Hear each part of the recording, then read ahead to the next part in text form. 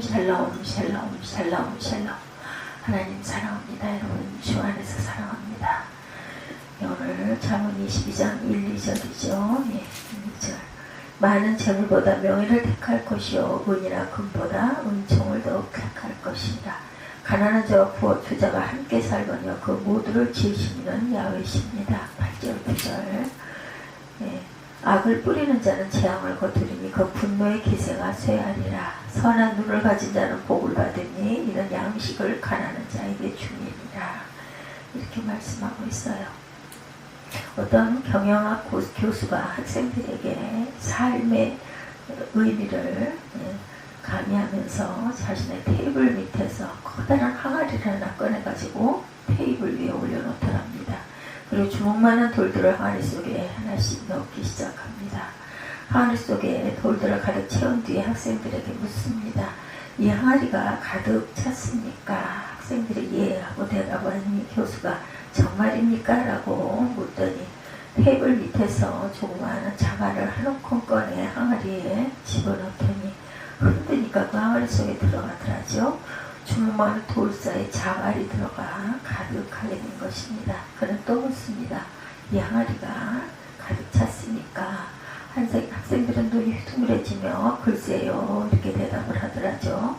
그때 교수는 테이블 밑에서 모래주머니를 꺼내서 모래를 그 항아리에 부어서 주먹만한 돌과 자갈 사이에 있는 빈틈을 가득 채운 후에 다시 또 묻습니다. 이 항아리가 이제는 가득 찼습니까? 학생들은 아니요 라고 대답하고 교수는 그렇습니다 라고 말하면서 물이 담긴 주전자를 꺼내 항아리에 붓더랍니다. 그런 후 전체 학생들에게 이 실험의 의미가 무엇일까요? 이렇게 질문을 합니다. 그때 한 학생이 말합니다. 매일 바빠서 스케줄이 가득 찼더라도 정말 노력하면 새로운 일이 그 사이에 추가될 수 있다는 말입니다. 교수는 그것은 아닙니다 라고 단호히 말하며 계속해서 말을 이어갑니다. 이 실험의 의미는 만일 여러분이 그 큰 돌들을 먼저 넣지 아니하면 결코 그 큰 돌을 넣을 수가 없다는 것입니다. 항아리를 가득 채우는데도 우선 순위가 있습니다. 단지 큰 돌을 넣고 그 다음에 자갈을 넣고 그 다음에 모래를 넣고 마지막에 물을 부어야 한다. 순서를 뒤집어 물을 넣고 그 다음에 모래를 넣을 수는 있겠지만 그 다음에 자갈과 큰 돌들은 결코 항아리에 넣을 수가 없습니다. 이처럼 모든 일에 있어서 일의 순서가 중요하다라는 이야기죠. 우리의 삶에도 우선순위가 있어요. 다른 것보다 먼저 꼭 해야 할 것들. 학생은 반드시 우선 공부를 열심히 해야 하고 군인은 반드시 국방의 의무를 우선시해야 하고 기업은 이윤 그 창출을 우선시해야 하고 법관은 공정한 재판을 우선시해야 되겠죠. 우선순위가 잘못되거나 우선순위가 무엇인지 알고도 그것을 행하지 않을 때 개인은 무능력해지고 조직은 부패하게 됩니다. 구한 말의 조선 왕조는 어떤 일에 있어서 반드시 중요한 우선순위를 망각해서 부정부패를 얼룩진 전형적인 본보기를 보였죠. 군수는 군의 수장으로 국민들을 다스려서 국민들이 평화롭고 행복하게 살도록 하는 것이 우선순위의 책임이 있음에도 불구하고 고부군수 조병갑은 그렇지가 못했다고 합니다. 그는 농민들에게 황무지를 개간하라 하여서 세금을 면제해 주겠다고 약속하고도 추수할 때 강제로 세금을 더 거두었고 고백성들에게 하지도 않은 죄 이를테면 불효죄, 형제간에 무의하지 않은 죄, 음해, 잡기 등의 죄명을 씌워서 강제로 2만 양 이상을 거두어들이고 태양군수를 지낸 적이 있다고 하네요. 그리고 그의 아버지 송독비각을 짓는다고 해서 아무 관련도 없는 고부 백성들에게 1000양 이상을 강제로 거두어들였고 대동위를 농가에서 거둘 때는 좋은 쌀 16두를 받아들이고 국가에 상납할 때는 나쁜 쌀을 사서 바치게 해서 그 차익을 착복하였다고 그래요. 그리고 또 만석 보기제의 기능을 발휘하고 있는데도 임금 한 푼 주지 않고 농민을 강제로 동원해서 새로 보를 쌓게 하고 수세를 받아서 700석이나 착복을 했다고 합니다. 그는 군수로서의 책임이 어디 있는지 망각하고 백성들을 수탈하는 것을 우선순위로 삼았다 그러죠. 공무원으로서의 우선순위를 망각하고 오로지 자신의 재산을 불리고자 한 그 조병갑의 살인적인 수탈에 못 이겨서 동학농민혁명이 구한 말에 일어나기도 했다고 그래요. 그 내용은 모르겠지만 동학농민혁명이거는 제가 들어본 기억이 있습니다.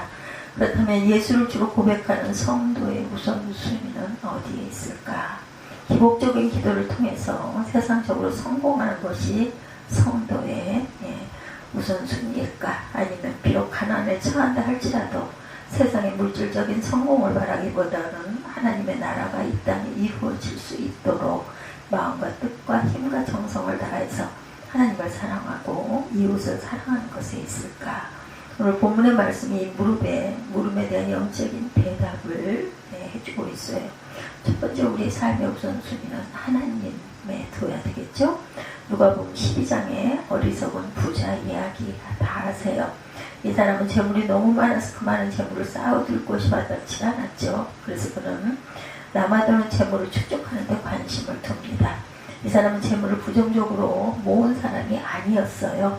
그는 특유의 부지런함과 지혜로 많은 돈을 모았습니다. 현대인으로서 많은 사람들이 부러워할 만한 그러한 큰 사업가였다 그래요. 이 사람은 부당한 이득을 취한 것도 아니었기에 많은 사람으로부터 부러움을 사기에 충분했어요. 그런데 성경은 이 사람을 어리석은 부자다 이렇게 말합니다. 왜냐하면 이 사람은 하나님과 이웃에 대한 관심이 없었기 때문이다. 그의 관심은 축적된 재산을 오로지 세상적인 향락에 소비하는 것에 있었다 그래요. 그래서 그는 영원히 여러 해 쓸 물건을 많이 쌓아두었으니 평안히 쉬고 먹고 마시자. 그렇게 즐거워하자라고 말하죠. 누가복음 10장 19절에 보면 오늘 현대인들의 관심은 어디에 있을까요? 이 어리석은 부자처럼 물질에 관심이 집중되고 있지는 않은지, 물질적인 부는 생존만이 아니라 여유와 자유와 힘이 뒤따르기 때문이죠. 모든 사람과 가정과 사회와 국가의 주관 그 생각은 물질입니다. 한 푼 두 푼 알뜰히 돈을 모아서 재산을 증식하는 저축은 이제 한물가고 단시간 내에 많은 수익을 얻을 수 있다는 펀드 같은 투자가 대세이죠. 가장 효율적인 투자는 바로 로또다 이렇게 말하는 사람도 많습니다. 그래서 수없이 많은 사람들이 인생의 역전을 꿈꾸며 로또를 지금도 그 가게들이 있더라고요. 보면 눈에 띄어요. 쉽게 모은 재산은 그렇게 오래가지 않는다는 결과가 나와 있죠. 영국 일간지 타임은 미국의 한 조사 결과를 인용해서 로또 당첨으로 벼락부자가 된 사람들 중 3분의 1은 당첨된 지 몇 년 안 돼서 파산에 이르게 된다는 분석 자료를 내놓았어요. 영국의 로또 당첨금 184억 원으로 인생 역전을 했으나 11년 만에 알거지가 된 존 맥기네스 44세네요. 호텔 청소부가 있었다고 합니다. 11년이 지난 지금 그는 약 39억 원의 빚더미에 올라앉았다고 그래요. 이 기막힌 이야기는 1997년 1월로 거슬러 올라갑니다. 주급 약 28만 원을 받고 부모 집에 마루바닥에서 기거하던 맥기네스는 184억 원의 로또에 당첨이 됩니다. 그는 가까운 가족들에게 55억 이상을 나눠주었고 전처에게도 결혼도 아마 이혼을 했었나 보죠. 약 14억 원을 주고 2억 원이 넘는 고급 차를 여러 대 샀다고 그래요. 또한 9억 2천만 원짜리 아파트를 사들이는가 하면 한편 전 세계를 돌아다니면서 5성급 호텔에 투숙하는 등 아주 초호화한 휴가를 즐기는데 돈을 마구 썼다고 그러죠. 그러다가 그는 자신의 재산을 담보로 보증을 섰다가 그만 210만 파운드의 빚을 지게 됩니다. 모든 재산이 압류된 상황에서 그에게 남아있는 돈은 한 푼도 없었다고 합니다. 한때 천하를 얻을 듯 했지만 불과 11년 만에 처음으로 다시 돌아간 거죠. 성경은 하나님에 대해서 무관심한 이 어리석은 부자를 실패자로 낙인을 찍습니다. 하나님께는 하찮은 새들도 먹이시고 들의 꽃도 입히시는데 하물며 그것보다 귀한 하나님의 자녀에게 필요한 것을 제공해 주시지 않겠느냐 성경은 말하고 있어요. 우리가 구해야 것은 물질이 아닌 바로 하나님이죠. 하나님을 사랑하고 그의 말씀을 듣는 것입니다. 예수께서 40일을 금식하신 후에 마귀의 시험을 받으실 때 사단아 물러가라 기록되었을 때 주 너의 하나님께 경배하고 다만 그를 섬기라 하였느니라. 마태복음 4장 10절입니다. 우리는 세상에서 무엇보다 하나님을 섬기고 가야 합니다. 하나님을 섬기는 것 그 무엇보다도 우선시 되어야 한다. 우리 이거 다 알아요? 하나님 섬기는 거. 네, 두 번째, 하나님은 재물보다 명예를 택하라 말씀합니다. 본문 1절에 많은 재물보다 명예를 택할 것이요 은이나 금보다 은총을 더욱 택할 것이니라. 이 세상에 많은 사람들이 부를 추구하고 있지만 이보다 더 추구해야 될 것은 명예다 이렇게 말하죠. 고대사회에서 이름을 남긴다는 것을 세상을 얻는 것과 거의 같은 뜻으로 사용이 되었다고 해요. 그래서 그들은 명예를 아주 중요시했다고 합니다. 그들은 부는 가시적 소유를, 명예는 가치와 정신을 소유하는 것이다 이렇게 말합니다. 1절 하반절에 부보다 은총을 우선 순위에 두어라 말씀합니다. 여기서 사용하는 은총은 히브리어의 헨을 번역한 것인데 이 단어는 인정 혹은 사랑을 말하죠. 그러므로 물질적인 소유보다는 하나님으로부터 인정받고 사랑받는 것을 더 귀중히 여겨야 한다는 말입니다. 여기서 꼭 하나님께만 인정받는 것을 말하는 것이 아니라 사람의 인정과 사랑을 받는 것을 말하기도 해요. 이는 인간관계를 잘하는 것이 중요한 것이다. 따라서 하나님 관계와 인간관계를 도외시한 물질 추구만은 인생은 세상에서 추한 삶일 뿐이다. 이 시점에 우리는 성경적인 경제관을 회복해야 할 것이다. 성경에서 말하는 경제관은 재물이 행복의 전부가 아니라는 점을 교훈합니다. 세상 사람들은 재물의 과다에 따라 행복의 척도가 좌우된다고 생각하기도 하지만 성경은 과다한 재물은 오히려 불행의 근원이 된다라고 경고합니다. 바울은 디모데전서 6장 9절에 부하려 하는 자들은 시험과 올무와 여러 가지 어리석고 해로운 정욕에 떨어지나니 곧 사람으로 침륜과 멸망에 빠지게 하는 것이다 이렇게 말씀하고 있어요. 그래서 지혜로운 성도들은 나로 가난하기도 마옵시고 부하게도 마옵시고 오직 필요한 양식으로 내게 먹이시옵소서. 잠언 30장 8절이죠. 아구의 기도입니다. 또한 성경적인 경제관에 의해서 땀 흘린 수고한 재물로 먹고 사는 것이 진리다. 인간이 타락한 후에 하나님은 인간에게 종신토로 수고하여 그 소산을 먹으리라고 창세기 3장 17절에 말씀하셨고 바울도 데살로니가후서 3장 10절에서 말하기 싫거든 일하기 싫거든 먹지도 말라 강조합니다. 그러므로 불로소득이나 고리로 재물을 모으는 것은 결코 성경적이지 아니다. 또한 성경적 경제관에 의하면 쌓은 재물은 빈곤한 자들을 위하여 나누어 주라고 말합니다. 우리 기독교인들이 재물을 모으는 목적 중에 나누어 주는 데 목적을 가져야 된다. 많은 곳에서 구제와 봉사, 선교 등 나눔에 대해서 강조하죠. 세상 많은 사람들이 탐욕의 넓은 길을 따라 산다고 할지라도 우리들은 크리스찬들은 희생의 좁은 길로 나가며 땀 흘려 모은 재물로 나눔에 힘쓰는 삶을 살 때 밝고 건전한 사회가 이루어질 것이다. 나 당장 내 손에 돈이 없다면 얼마나 비참하겠어요? 얼마나 답답하겠습니까? 돈이 있어야 땅도 살 수 있고 집도 살 수 있어요. 아이들의 교육비도 있어야 하고 또한 사업하는 데도 자금은 필요합니다. 우리 손에 조금이라도 돈이 있어야 삶의 기본적인 생활을 할 수가 있죠. 그러나 명예는 보이지 않아요. 눈에 보이지 않고 손에 잡을 수도 없습니다. 명예가 있다고 해서 땅이 생기는 것도 아니고 집이 생기는 것도 아닙니다. 자녀 교육비나 먹고 살 돈이 생기는 것도 아니죠. 그러므로 사람들이 눈앞의 이익에 쉽게 넘어가고 물질의 유혹에 넘어갑니다. 돈을 잃으면 많이 잃었다고 생각하고 재물 소유에 집착을 합니다. 그러나 우리는 하나님의 인정을 받고 사람들의 인정을 받는 것을 택하고 가죠.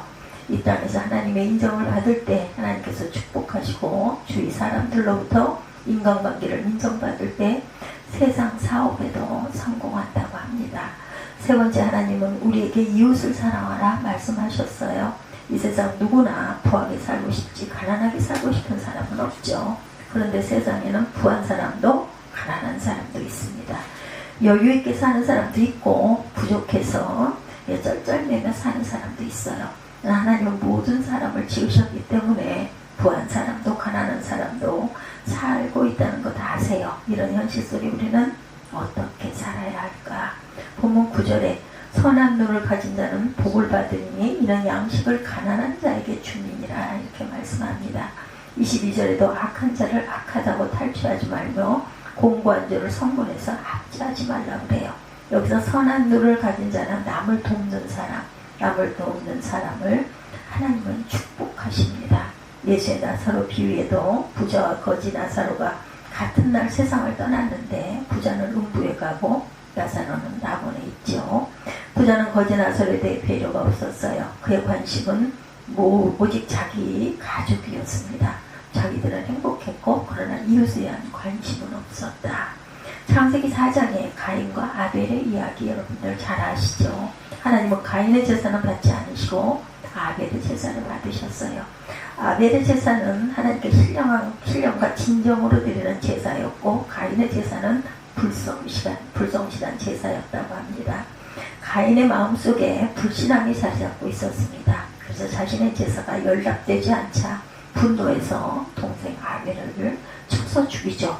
그때 하나님께서 가인에게 내 아우 아벨이 어디 있느냐라고 물으세요. 가인은 내가 알지 못한 아이다. 내가 내 아우를 지키는 자냐? 이렇게 항의하는 장면이 나옵니다. 결국 하나님께서 그걸 모르고 물어보시지 않죠. 실상 가인이 아벨을 죽였으면서도 내가 내 아우를 지키는 자니까 라고 항변합니다. 오늘 우리들이 우리의 이웃을 돌보아야 하는데 돌보지 못하기도 하죠. 우리의 주변에 복음을 받지 못한 사람들을 우리는 외면하기도 합니다. 아직도 이 나라에 4분의 3이나 되는 불신자들이 있다고 합니다. 그래서 항상 한 명의 불신자라도 주님의 성전에 이렇게 데려올 수 있도록 그거보다는 하나님을 사랑하는 마음을 가질 수 있도록 우리가 이제는 삶의 모습을 통해서 깨달아 알게 하는데 힘쓰고 가야 되겠죠. 허드슨 테일러 선교사가 어느 날 가난한 집을 신방하게 됩니다. 그때 그에게는 2실링 5펜스가 가진 것의 전부였다고 그래요.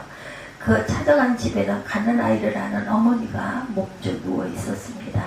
그는 속으로 내가 가진 돈이 3실링 6펜스라면 이 가난한 여인에게 1실링을 기쁘게 줄 수 있을 텐데 하고 생각을 합니다. 그리고 아기 엄마에게 낙심하지 마십시오. 하늘에는 자비롭고 사랑 많으신 아버지가 계십니다. 이렇게 위로를 했다고 그래요. 그때 그의 마음속에서 이 위선자, 이 사람에게 사랑 많으신 하나님 운운하면서 주머니에 돈을 움켜쥐고 있다니 하는 소리가 계속해서 들리더랬죠. 저희들도 이럴 때가 있죠. 양심의 가책을 받은 그는 아기 엄마에게 자기가 갖고 있는 돈 전부를 꺼내주고 일어섰다고 그래요. 단칸방으로 걸어오는 그의 발걸음은 빈 주머니만큼이나 걸어 나오는 발걸음이 빈 주머니만큼이나 가벼웠다 합니다. 다음날 아침 굶을 수밖에 없는데 그에게 10실링짜리 금화 하나가 우편으로 구성이 됩니다. 그는 그날 아침 성경의 진수를 맛보게 된 겁니다. 가난한 자를 불쌍히 여기는 것은 야훼께 구워드리는 것이니 그 선행을 갚아주시리라. 잠언 19장 17절이에요. 하나님을 사랑하는 것은 바로 이웃을 사랑하는 것이다. 그리고 역으로 이웃을 사랑하는 것은 바로 하나님을 사랑하는 것이라는 거죠. 불쌍한 처지에 놓인 사람을 적극적으로 구제하는 것, 하나님을 사랑하는 가장 아름다운 방법입니다. 우리는 먼저 하나님을 섬기고 사랑하고 이웃을 돌보며 나의 사랑을 베풀 줄 알아야 되겠다. 이런 사람들이 하나님의 축복을 받죠. 그런 귀한 마음에 그런 마음을 지니고 따뜻하고 아름답게 살아가는 귀한 하루가 되시기를 주님의 이름으로